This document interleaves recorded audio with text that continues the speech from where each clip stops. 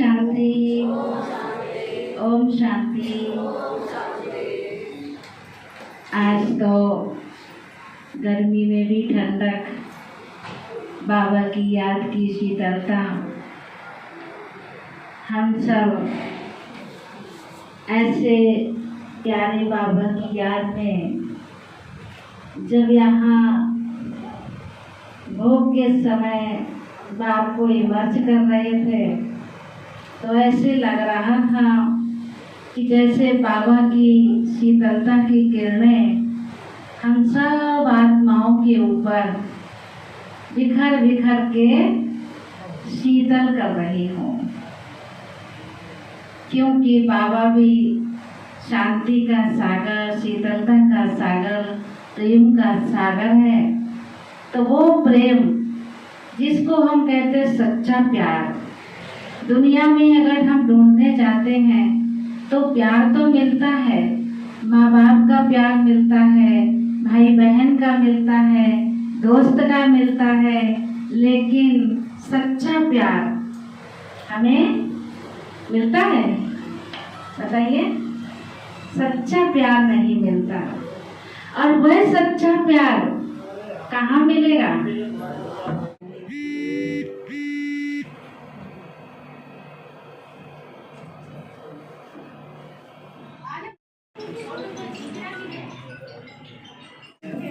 आप सब लोगों की तालियों में क्या गड़बड़ी हो गई है? तिलक भी हो गया।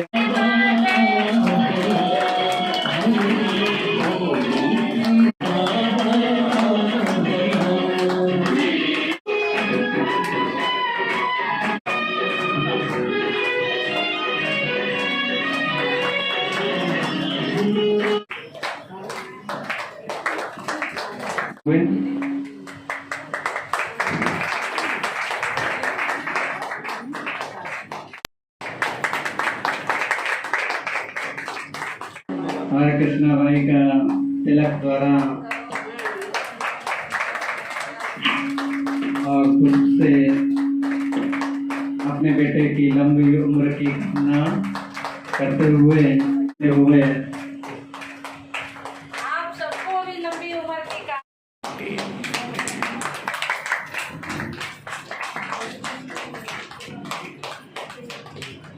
जन भी आप सभी लोगों के सन्मुख हैं, वह भी अपने दिल की हुए मुख मीठा कराते हुए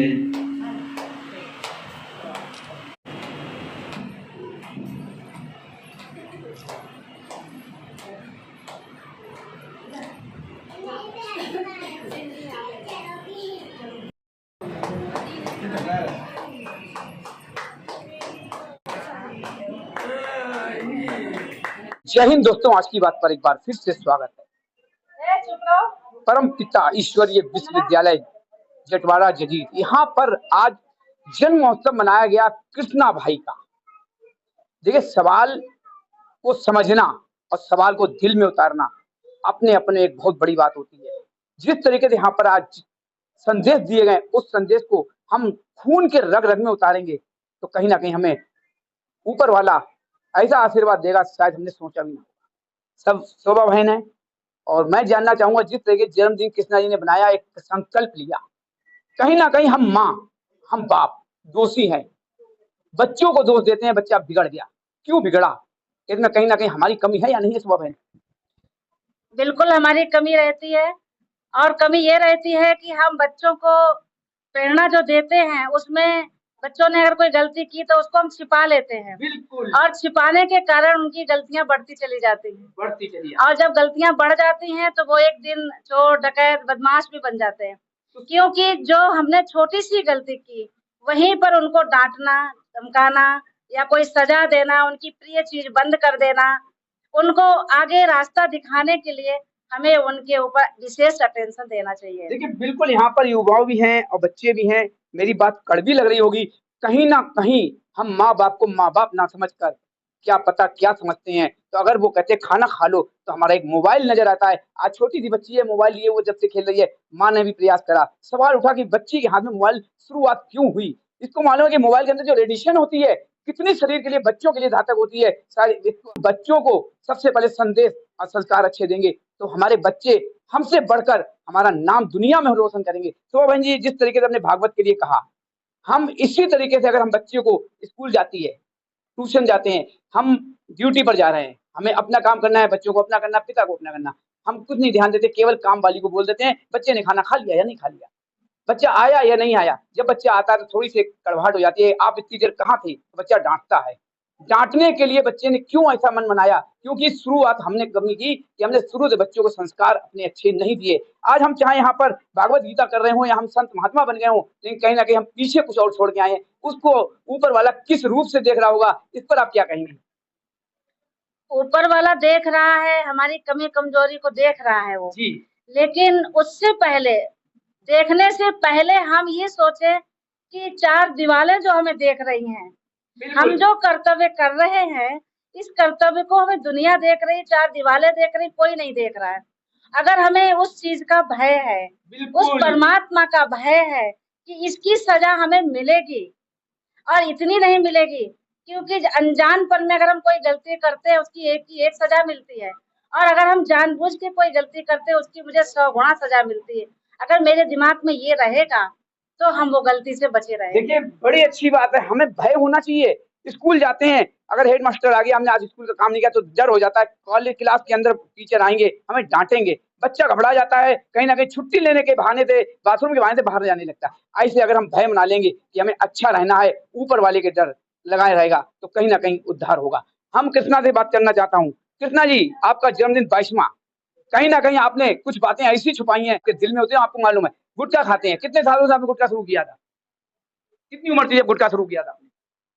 हुई थी 18-19, यानी कि 2-3 साल। 2-3 साल हो गए। कहीं ना कहीं गुटखा खाने के लिए किसी बच्चे ने या कहीं ग्रुप में हमारे अलग खड़े हुए हैं, सीखा था?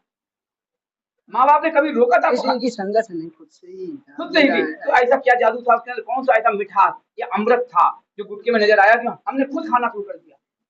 मौत को तो हम गले लगाते नहीं है, हम ट्रक के नीचे तो आ नहीं जाते हैं, तो फिर ऐसे कैसे हो सकता?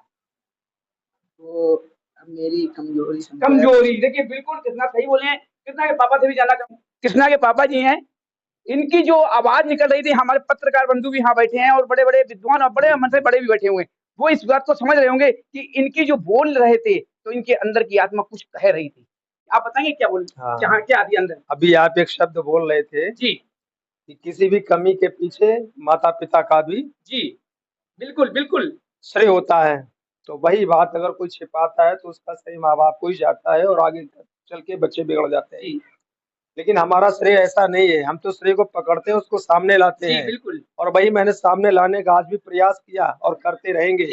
और अपने लिए ही नहीं, बच्चों के लिए, सभी बच्चों के लिए, एक का ही नहीं, एक से उद्धार नहीं होगा। हमारे तो सारे संसार के बच्चे हमारे हैं, ये वसुदेव कुटुंब कम है, तो हमारे सारे बच्चे और भाई बहन हमारा एक परिवार है। तो अगर कोई भी परिवार सदस्य गलत कार्य करता है तो हमें भी कष्ट होता है, और अपना परिवार होता तो विशेष होता है, क्योंकि वो साथ में रहता है। तो हम जानते हैं इनकी कमजोरी, जब मुझे मालूम हुआ तो मैंने सार्वजनिक किया। मैंने उसको छिपाया नहीं, जैसे आप कहते थे अभी जो छिपाता है, तो मैं छिपाता नहीं हूँ, कभी नहीं छिपाया और आज भी नहीं छिपा रहा हूँ। तो मैंने सार्वजनिक किया और मैंने डांटा, फटकारा। अगर हम समझाएंगे नहीं तो और भी आगे कुछ गलत चलेगा। अच्छा, इस बात पर मतलब इनकी माँ थोड़ा सपोर्ट भी करती है, लेकिन मैं उससे अलग हूँ। मैंने सपोर्ट नहीं किया, बल्कि बहनें भी जानती है, मैंने तो उसको समझाया, लेकिन समझ में नहीं आया। चलो, आज समझ में आ गई कितना। हाँ, तो आज मैं ये कहना चाह रहा हूँ, वो तो समझ में आया, लेकिन प्रैक्टिकल हो ना, खाली समझ से कहने वाले तो बहुत कुछ होते हैं, मेरी बात लेकिन प्रैक्टिकल चाहिए ना। तो प्रैक्टिकल के लिए मैंने बोला था और आपने उसको कैच किया। मैं उसी को डिटेल में कह रहा हूँ कि यहाँ जो भी बच्चे बैठे हैं, हमारी माताएं बैठी हैं, भाई बैठे हैं, बहनें बैठी हैं, जो भी सभी के बच्चे हैं, सभी के बच्चे कुछ ना कुछ कमियां सभी में है। बिल्कुल। तो मैं उनसे यही निवेदन करूंगा, अपने माँ बाप जो भी जिसकी है, अगर उनके बच्चों में कमियां है तो वो अपना प्रयास करें, छिपाएं मत, उसको बिल्कुल बाहर निकालें। और निकाल तो आप नहीं लेंगे, आप तो शिक्षा ही देंगे, उनको प्रेरित करेंगे, लेकिन फिर भी कोशिश करते रहें, छिपाएं मत। देखिए, बिल्कुल सही कहा। एक छोटा सा सवाल है, किसी का भी हो तो उसको पूरा प्रयास करें और उसको उसी पर, ये कमी है बेटे, इस कमी को दूर करिए, चाहे बेटा हो या बेटी हो, और इसी से ही आगे बहुत बड़ी समस्याएं खड़ी हो जाती है, जो हमारी जो हमारी सैपलिंग लग रही वो सैपलिंग ही समाप्त हो जाए। जब पानी ही नहीं मिलेगा तो पौधा ही नहीं उपजेगा। क्या बात है। देखिए जिस तरीके से मैं एक बात कहना चाहता हूँ, मेरा कहना यही है, सभी से यही कहना है, अपने अपने बच्चे अपने अपने परिवार को देखें और सबके अंदर से जो कमियां कमजोरियां सभी होती है सभी निकालें। यही ओम शांति और चर्चा थोड़ा संदेश। देखिए जिस तरीके से मैंने एक बात कही है, सबसे बड़ा सवाल है बच्चों को डांटना। बच्चा ढीठ हो जाता है मारने से, डांटने से। प्यार से समझाओ, बैठारो। प्यार की भाषा इतनी अच्छी होती है, बड़े से बड़ा पत्थर भी पिघल जाता है। ये तो माँ बाप हमारा बच्चा है।